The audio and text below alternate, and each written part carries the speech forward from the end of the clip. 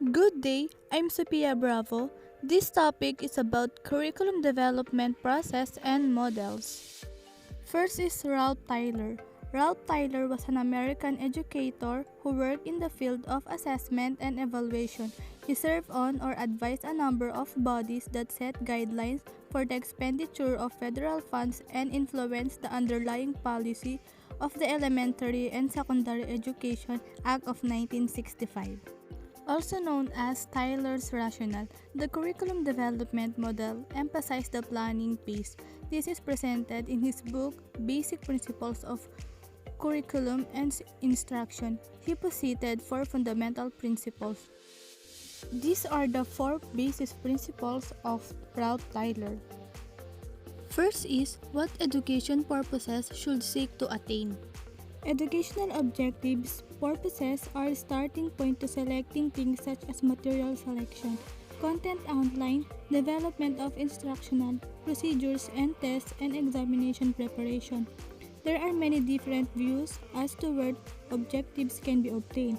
A progressive stand is that a study of child's interests, problems encountered, and purposes within the mind can be provide a source for selecting objectives.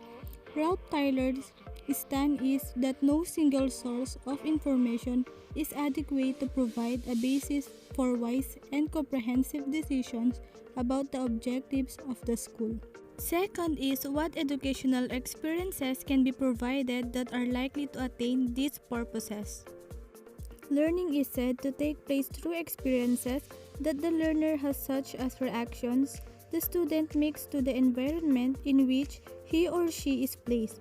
That means of education or educational experiences that the learners has had. The essential means of education are the experiences provided, not the things to which the student is exposed. Meaning of term learning experiences. Learning experiences are the interaction between the learner and the external conditions in the environment to which he or she can react. Learning takes place through active behavior of the student. It is what he or she does that he or she learns, not what the teacher does. If the teacher has an understanding of the kids of interest and the background, the student has they can predict a given situation and provide an educational experience through setting up an environment and instructing the situation so as to stimulate the desired type of reaction. It is possible for two students in the same class to have two different experiences. Third is how can these educational experiences be effectively organized? Organization of educational experiences is to produce a cumulative effect. They must be so organized that they reinforce each other. Relationships of educational experiences can be examined over time and from one area to another. Relationships are vertical when you compare two of the same courses but from different grade levels. Relationships are horizontal when you compare two different courses from different grade levels. Fourth is how can we determine whether these purposes are being attained or not? The need for is evaluation. It is important to check that the plans for learning experiences are functioning to guide the teacher producing the outcomes that are desired, which is the purpose of evaluation. The process of evaluation is necessary after the plans are developed. The process of evaluation will involve identifying the strengths and weaknesses of the plans. As a result of evaluation, it is important to note what within the curriculum is effective and what needs improvement. Tyler model shows that in curriculum development, the following considerations should be made. First is purposes of the school. Second is the educational experiences related to the purposes. Third is organization of the experiences. And the last is evaluation of the experience. Second is Hilda Taba. Hilda Taba is a curriculum theorist, curriculum reformer, and teacher educator. Hilda Taba contributed to the theoretical and pedagogical foundations of concept development and critical thinking in social studies curriculum and help to lay the foundations of education for diverse student populations. Hilda Taba Model Grassroots Approach. Hilda Taba improved of Tyler model. She believed that teachers should participate in developing a curriculum. As a grassroots approach, Taba begins from the bottom rather than from the top of what Tyler proposed. She presented 7 major steps to her linear model. Number 1 is diagnosis of learners' needs and expectations of the larger society. Diagnose of achievement.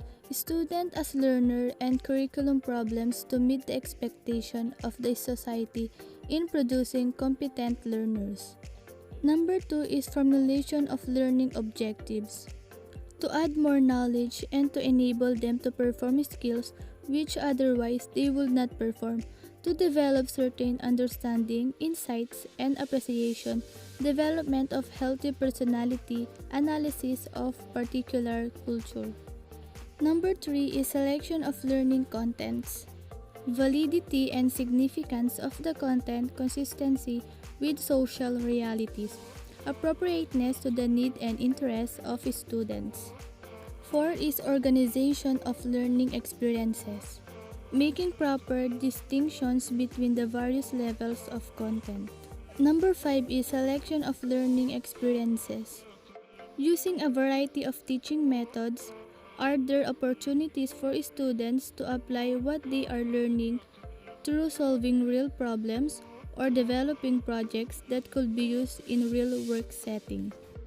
Last is determination of what to evaluate and the means of doing it. How should the quality of learning be evaluated to assure that the ends of education are being achieved? How does one make sure that there is consistency between the aims and objectives and what is actually achieved by the students? Does the curriculum organization provide experiences which offer optimum opportunities for all varieties of learners to attain independent goals? The Saylor and Alexander model. Galen Saylor and William Alexander viewed curriculum development as consisting of 4 steps. According to them, curriculum is a plan for providing sets of learning opportunities to achieve broad educational goals and related specific objectives for an identifiable population served by a single school center. Number 1 is goals, objectives, and domains. Curriculum planners begin by specifying the major educational goals and specific objectives they wish to accomplish. Each goal represents a curriculum domain: personal development, human relations, continued learning skill, and specialization. Number 2 is curriculum designing. Designing a curriculum follows after appropriate learning opportunities are determined and how each opportunity is provided. Number 3 is curriculum implementation. A design curriculum is now ready for implementation. Teachers then prepare instructional plans where instructional objectives are specified and appropriate teaching methods and strategies are utilized to achieve the desired learning outcomes among students. Number 4 is evaluation. The last step of the curriculum model is evaluation. A comprehensive evaluation using a variety of evaluation techniques is recommended. It should involve the total educational program of the School of Instruction and the achievement of the students. And that's the end of my report. Thank you for listening.